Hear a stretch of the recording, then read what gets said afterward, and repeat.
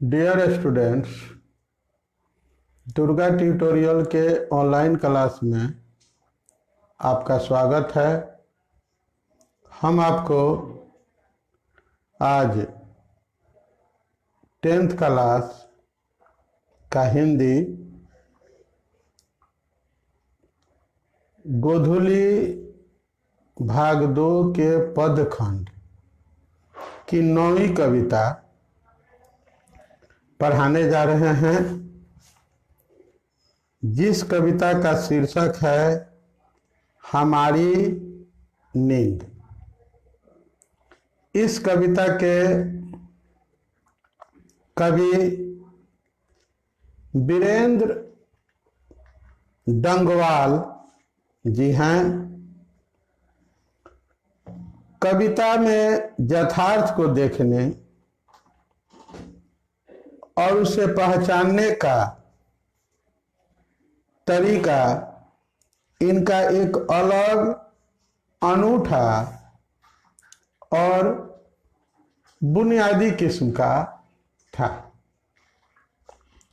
इनका जन्म 5 अगस्त 1947 को कीर्तिनगर, जो टेहरी गढ़वाल उत्तराखंड में है, हुआ था।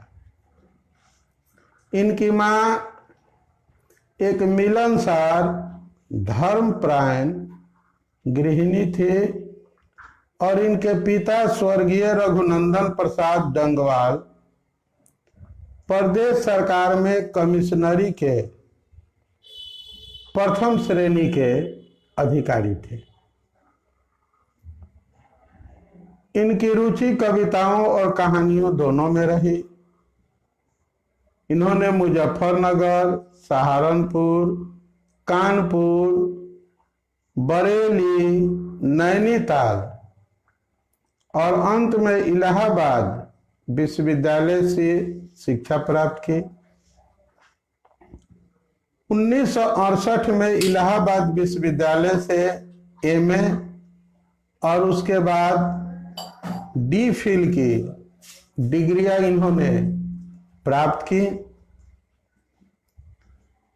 1971 से बरेली कॉलेज में ये हिंदी के अध्यापक रहे। साथ ही शौकिया तौर पर पत्रकार भी रहे। इनकी पत्नी रीता भी टीचर थी। अस्थायी रूप से ये बरेली के निवासी थे। जीवन के अंतिम दिनों में स्वास्थ्य संबंधी कारणों से इन्हें दिल्ली में रहना पड़ा और 28 सितंबर 2015 को 68 साल की उम्र में बरेली में इनका देहांत हो गया। 22 साल की उम्र में इन्होंने अपनी पहली रचना, एक कविता लिखी और फिर देश की तमाम स्तरीय साहित्यिक पत्रिकाओं में इनकी रचनाएं लगातार छपती रही। 1970 से 75 के बीच हिंदी जगत में खासी शोहरत ये हासिल कर लिए। विश्व कविता से उन्होंने Pablo Neruda, Bertolt Brecht, Vasko Popa, Miroslav, तदेउस रोजेविच और नाजिम हिकमत के अपनी विशिष्ट शैली में कुछ दुर्लभ अनुवाद भी किए। उनकी खुद की कविताओं का अनुवाद बंगला, मराठी, पंजाबी, अंग्रेजी, मलयालम और उड़िया जैसी भाषाओं में हुआ। वे प्रकाशित भी हुई। इनकी पहली कविता संग्रह 43 वर्ष की उम्र में प्रकाशित हुई। इसी दुनिया में नामक इस संकलन को रघुवीर सहाय स्मृति पुरस्कार और श्रीकांत वर्मा स्मृति पुरस्कार से नवाजा गया। इनका दूसरा संकलन दुष्चक्र में सृष्टा 2002 में प्रकाशित हुआ और उसके लिए इन्हें शमशेर सम्मान दिया गया। 2004 में इनको साहित्य अकादमी पुरस्कार भी दिया गया। उन्हें हिंदी कविता की नई पीढ़ी के सबसे चहेते और आदर्श कवियों में माना जाता है। समालोचकों के अनुसार उनमें नागार्जुन और त्रिलोचन जैसा विरल लोकत, निराला जैसा सजग फकरपन और मुक्ति बोध की बेचैनी और बौद्धिकता एक साथ मौजूद है। ये रही आपके कवि की जीवनी और उससे संबंधित कुछ बातें। परीक्षा के ख्याल से आप जरूर याद रखिएगा।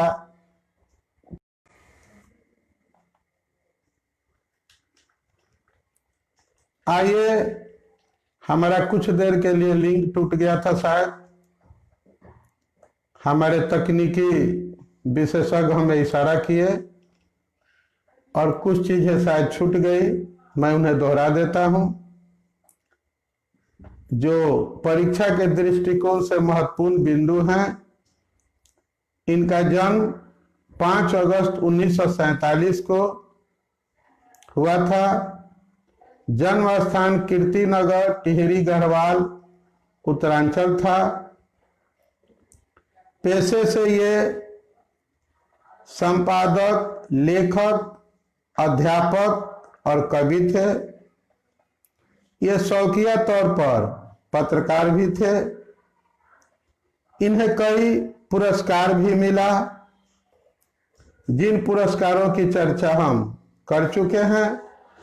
इन्हें साहित्य अकादमी जैसा श्रेष्ठ पुरस्कार भी मिला। जिन पत्रों का इन्होंने संपादन किया, अमृत प्रभात और घूमता आईना, उसमें इनके स्तंभ लेखन थे। वे दैनिक अमर उजाला के संपादकीय सलाहकार भी रहे। अब हम बात करते हैं डंगवाल जी की कविता की, जो आपके पाठ्य पुस्तक में पढ़ना है।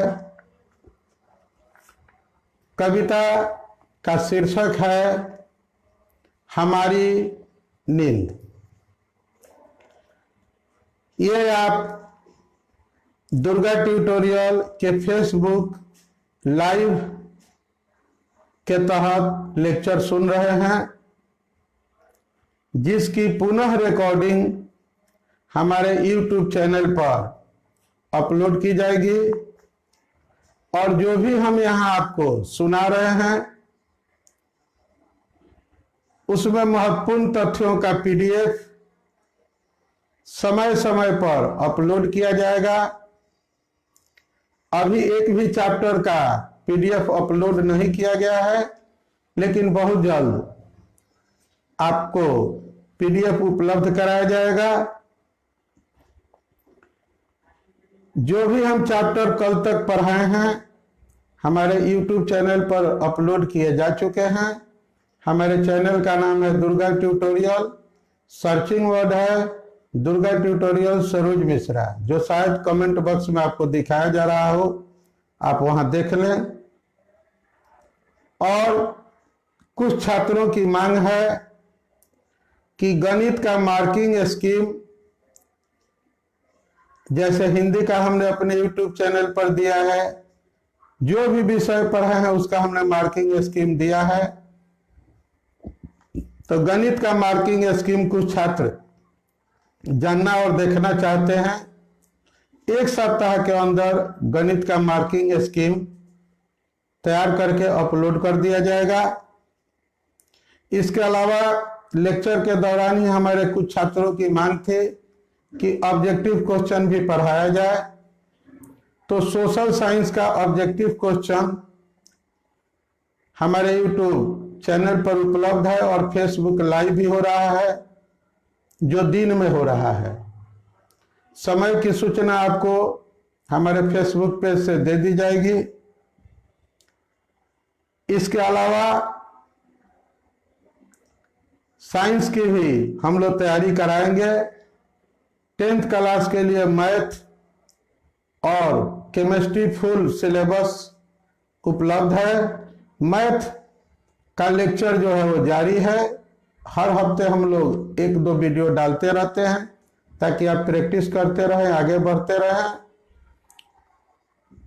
और हर विषय की रैपिड प्रिपरेशन कोर्स आरपीसी हम लोग लेकर आए हैं 2021 एग्जाम के लिए। आप उसको देखें। पहले हम लोग 5 सेट वस्तुनिष्ठ प्रश्न का देंगे, फिर लघुत्तरीय प्रश्न देंगे, फिर दीर्घोत्तरीय प्रश्न पढ़ाएंगे। उसके बाद फिर 5 सेट हम आपके लिए उपलब्ध कराएंगे और उसका उत्तर आप लोग बताएंगे। उसके बाद हम जो भी हमारे YouTube चैनल के सब्सक्राइबर या हमारे फेसबुक के व्यूअर हैं, उन लोग के लिए हम लोग ऑनलाइन एग्जाम की भी व्यवस्था करेंगे।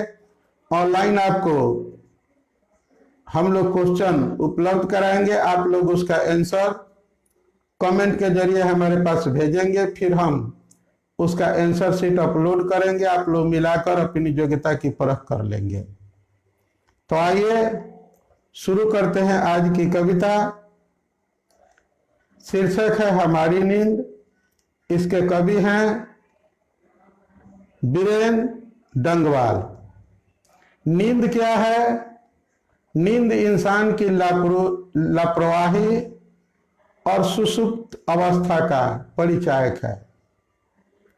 जैसे देखते हैं किसी इंसान के सामने कोई घटना घट जाए और लोगों से पूछता है क्या हुआ जी, किधर गया?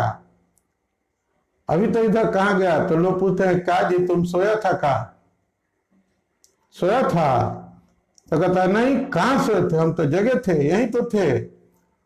तो आदमी की लापरवाही और दूसरी इंसान जो है सब कुछ होते हुए कुछ नहीं होने का एहसास भी नींद उसका प्रतीक बनता है। तो कवि जी कहते हैं मेरी नींद के दौरान कुछ इंच बढ़ गए पेड़, कुछ सूत पौधे, अंकुर ने अपने नाम मात्र कोमल सींगों से धकेलना शुरू की बीज की फूली हुई छत भीतर से। यानी कि कवि यहाँ पर उदाहरण देते हैं कि कुछ ऐसी घटनाएं होती हैं कि हो जाती हैं और हमें उसका एहसास भी नहीं हो पाता है कि कब हुई, कैसे हुई। यानी कि अगर पेड़ कुछ इंच बढ़ जाए, अंकुर जो है वो जमीन के अंदर से ऊपर आ जाए मिट्टी को धक्का देकर, तो ये हम लोग उसको ऑब्जर्व नहीं कर पाते हैं, उसका निरीक्षण नहीं कर पाते हैं। एक मक्खी का जीवन चक्र पूरा हुआ, कई शिशु पैदा हुए और उनमें से कई तो मारे भी गए दंगे, आगजनी और बमबारी में। देखिए यहीं पर छायावादी झलक कवि की आ गई, अर्थ सांकेतिक हो गया। एक मक्खी का जीवन चक्र पूरा हुआ और कई शिशु पैदा हुए और उनमें से कई तो मारे भी गए। ये बोलिए का दंगा में माछी मारी जाती है? किसी दंगा में मक्खी को मक्खी मारती है और उसको कोई देखने जाता है कि कितनी मक्खी की बच्चियां मारी गई। कहीं पर आगजनी होती है तो क्या मक्खी मारी जाती है? नहीं। बमबारी क्या आप सुने हैं कि किसी देश ने या कहीं की सेना ने किसी मक्खियों के झुंड पर बम गिराया हो, नहीं, ऐसा नहीं होता है। तो फिर कवि क्या कहना चाहता है कि एक मक्खी का जीवन चक्र पूरा हुआ, कई शिशु पैदा हुए, उनमें से कई तो मारे भी गए। किस चीज में? दंगे में, आगजनी में और बमबारी में। यानी कि कवि ये कहना चाहता है कि दंगा कराने वाले लोग, आगजनी कराने वाले स्वार्थी लोग, कहीं पर बम विस्फोट कराने वाले स्वार्थी तत्व इंसानों को माछी मच्छर की तरह मार देते हैं। उनके लिए एक इंसान का मरना, किसी इंसान के बच्चे का मरना और माछी और मच्छर का मरना में कोई फर्क नहीं है। ये इंसान की बेरहमी और क्रूरता, कठोरता, उसके स्वार्थ लुलुपता का प्रमाण है। यानी कि आज समाज के, मानवता के जो दुश्मन लोग हैं वह इंसानों को माछी मच्छर समझते हैं। कोई मर गया उसके लिए उन्हें कोई फर्क नहीं पड़ता है। क्या फर्क पड़ता है? जो मरता है उसे मरने दो। नहीं, मरता है कोई तो मर जाए, हम तीर चलाना क्यों छोड़े, दिल वाले बचाए दिल अपना, हम अपना निशाना क्यों छोड़े। आज जैसे स्थिति है स्वार्थियों की, मुर्दों के कफन को बेचकर भी अगर 10 रुपया मिल जाए तो कुछ ऐसे स्वार्थी तत्व हैं जो मुर्दों का कफन भी बेच के और उसमें फायदा कमा लेंगे। गरीबों अपाहिजों के सहायता के लिए जो राशि आती है उसमें भी लूट खसोट करने वाले भ्रष्टाचारियों की कमी नहीं है इस मानवीय समाज में। तो मौत, जिंदगी के नाम पर मौत बेचने वाले नकली दवाइयों के भी व्यापारी इस देश में हैं। इस देश में ऐसे लोग भी हैं कि इलाज के नाम पर किसी मरीज का किडनी निकलवा लेते हैं और बेच देते हैं। और बात रही दंगे की, आगजनी की, तो दंगा कराने वाले ये तो नहीं सोचते हैं, उन्हें तो दंगा में मजा आता है। जैसे वो पटाखे छोड़ रहे हो, बम ऐसे छोड़ते हैं जैसे पटाखे छोड़ते हो। कहा भी गया है कि तुम शौक से मना लो जश्ने बहार यारो, इस रोशनी से लेकिन कुछ घर भी जल रहे हैं। उनके लिए दंगा तो कुछ भी नहीं है, उनके स्वार्थ साधन का तरीका है। लेकिन वो नहीं सोचते हैं कि किसी दंगे में किसी का बाप मारा जाता है, किसी की पत्नी बिछड़ जाती है, किसी का बेटा मर जाता है, किसी का घर उजड़ जाता है। बम उड़ाने में ऐसे मजा आता है जैसे वो दिवाली का पटाखा छोड़ रहे हों। तो कभी बड़े दर्द के साथ ये मानव की क्रूरता की तस्वीर खींचता है एक मक्खी का उदाहरण देकर। लेकिन जो दंगा, आगजनी और बमबारी शब्द का प्रयोग किया कवि, से पता चलता है कि माछी मच्छर की तरह इंसान इंसानों को दंगे में, आगजनी में, बमबारी में मारते हैं। आगे कवि देखिए सामाजिक विषमता को। समाज में कुछ ऐसे लोग हैं जो अपनी अभिलाषा को पूर्ण करने के लिए, अपनी इच्छा को पूर्ण करने के लिए समाज के साधनों का दुरुपयोग करते हैं, संसाधनों को लापरवाही से खर्च करते हैं। गरीब बस्तियों में भी धमाके से हुआ देवी जागरण। बस्ती किसकी है? गरीबों की। और देवी जागरण कैसे हुआ? धमाकेदार, ताकि लोग कहे कि वाह, ऐसा तो जागरण ही नहीं हुआ। तो हुआ क्या? ये चंदा का जो धंधा करने वाले हैं, समाज में बहुत जगह ऐसा मिल जाता है कि लोगों पर चंदा के नाम पर दबाव डाला जाता है, इतना देना पड़ेगा तुमको। और वो एक आदमी 10 आदमी का तो विरोध कर नहीं सकता है, करे भी क्या करे, अफसोस करके मन ही मन तिलमिलाकर, मन महसूस कर देता है।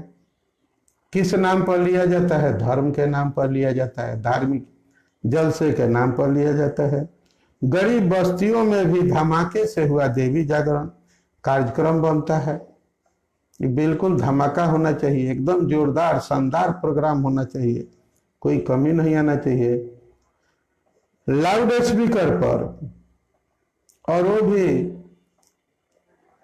लाउड स्पीकर बजाकर लोगों की नींद हराम की जाती है। देवी जागरण के नाम पर, देवी पूजा के नाम पर 9 दिन 10 दिन 12 दिन लाउड स्पीकरों का अंधाधुंध प्रयोग होता है। लोग ये नहीं सोचते हैं कि इससे ध्वनि प्रदूषण फैलता है। 10 दिन बच्चों की पढ़ाई में भी बाधा पड़ती है। कोई विरोध करे तो कहेंगे कि यह धर्म विरोधी है, नास्तिक आदमी है। लेकिन ये नहीं सोचते हैं कि इससे समाज का भला नहीं हो रहा है। पूजा आप शांति से भी कर सकते हैं। लाउड स्पीकर का प्रयोग कीजिए, लेकिन वही कीजिए जहां अनिवार्य हो, जहां जरूरी हो। गैर जरूरी लाउड स्पीकर का प्रयोग ध्वनि प्रदूषण को बढ़ाता है। ध्वनि प्रदूषण से कई समस्याएं उत्पन्न होती हैं। तो ये देखिए, गरीबों से मनमाने ढंग से पैसा लेकर और उस पैसे से गरीबों को ही तंग किया जाता है। यानी साधन तो सभी जुटा लिए अत्याचारियों ने, मगर जीवन हठीला फिर भी बढ़ता ही जाता है आगे हमारी नींद के बावजूद। अत्याचारी जो है, जालिम जो हैं, वो अपना जुर्म नहीं छोड़ते हैं, और जीने वाले बेचारा जीने की हठ नहीं छोड़ते हैं, क्योंकि वह ये मान कर चले हैं कि दुनिया में हम आए हैं तो जीना ही पड़ेगा, जीवन है अगर जहर तो पीना ही पड़ेगा। अगर हम इस दुनिया में आए हैं तो जिंदगी जहर भी है तो इसको पीना पड़ेगा, क्योंकि जीने के लिए आए हैं। हम जान देने के लिए, मरने के लिए, आत्महत्या तो करने के लिए आए नहीं हैं। फिर आप पूछेंगे लोग काहे को आत्महत्या कर लेते हैं? तो जिंदगी से कोई उब जाता है, उसके लिए जिंदगी बोझ बन जाती है। उसके लिए उस इंसान और जिंदगी का ताल्लुक जब एक बोझ बन जाती है, तो ताल्लुक बोझ बन जाए तो उसे तोड़ना अच्छा। वो अफसाना जिसे अंजाम तक लाना न हो मुमकिन, उसे खूबसूरत मोड़ देकर छोड़ना अच्छा। तो जब वो देखता है कि जिंदगी के अफसाने को हम किसी अंजाम तक नहीं पहुंचा सकते हैं, तो बेचारा जिंदगी से अपना नाता तोड़कर मौत को गले लगा लेता है। क्योंकि जिंदगी बेवफाई कर सकती है, लेकिन मौत कभी किसी के साथ बेवफाई नहीं करती है। मौत वो महबूबा है जो अपने हर प्रेमी को गले लगाने का सौभाग्य देती है। जिंदगी भले ही छोड़ दे, मौत किसी का दामन नहीं छोड़ती है। जिंदगी तो बेवफा है, एक दिन ठुकराएगी, मौत उसकी महबूबा है, गले से लग जाएगी। इसीलिए जीवन हठीला है, फिर भी जिए जाता है। और लोग भी हैं, कई लोग अभी भी जो भूले नहीं करना, साफ और मजबूत इनकार है। कहते हैं कि कुछ लोग हैं जो भूल नहीं करना चाहते हैं, वो साफ सुथरा ढंग से बड़ी मजबूती के साथ इनकार करते हैं कि नहीं, हम इस गलती को, इस जुर्म को सहने के लिए तैयार नहीं हैं। तो कहने का मतलब, कभी कहना चाहता है कि समाज में इतने अत्याचार, अन्याय, शोषण, जुल्म हो रहे हैं, फिर भी लोग बेबसी के साथ उसको झेल रहे हैं। अब आइए कुछ प्रश्नों की दुनिया में हम लोग चलते हैं, और 2-4 प्रश्न आपको जो महत्वपूर्ण प्रश्न हैं वो समझा देते हैं। मक्खी के जीवन चक्र का कवि द्वारा उल्लेख किए जाने का आशय क्या है? तो मक्खी का जीवन क्रम लघु और साधारण होता है, किंतु सृष्टि और प्रकृति की संरचना के संदर्भ में उसकी भी अपनी भूमिका होती है। अपने तुच्छ और लघु जीवन के बावजूद सबकी अपनी अहमियत है। अतः जीवन के विकास के संदर्भ में हम किसी की उपेक्षा नहीं कर सकते हैं। कवि किन अत्याचारियों का जिक्र करता है और क्यों? तो हमारे पास पड़ोस से लेकर सीमा पार तक अनेक खुदगर्ज, दहशतगर्द और अत्याचारी लोग हैं जो अपने तुच्छ स्वार्थ को आराम और सुविधा की खातिर समाज की सहज विकास प्रक्रिया को बाधित करते हैं। कवि ने ऐसे ही लोगों की ओर संकेत किया है।